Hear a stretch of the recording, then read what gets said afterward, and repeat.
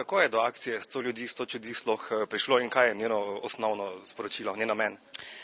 Akcija poteka v okviru našega mladinskega mobilnega centra Leteči avtobus, s katerim smo street workerji oziroma hodimo okrog po mestnih soseskah in se ustavimo tam, kjer se mladi zbirajo. In smo razmišljali, kako bi še kako novo dodatno vsebino temu dodali in se je lani ta projekt rodil, 100 ljudi, 100 čudi. In posebnost tega je ravno to, da ne zbiramo samo slogane, ampak se tudi na terenu nekaj dogaja, čisto na tej izkustveni ravni.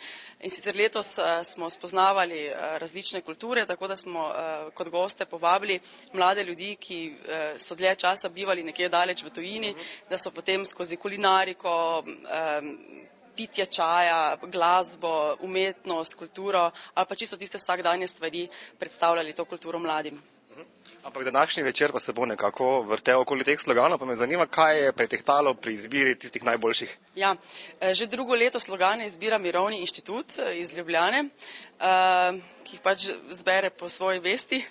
Mi smo pa dodali leto še enega četrtega. Mislim, gledamo na to, da so originalni, da imajo sporočilo, da potem, ko jih delamo videne in slišane, recimo tiskane na majico ali po obliki radijskih oglasov, to, kar smo recimo lani naredili, da zvenijo in da pridejo v uho.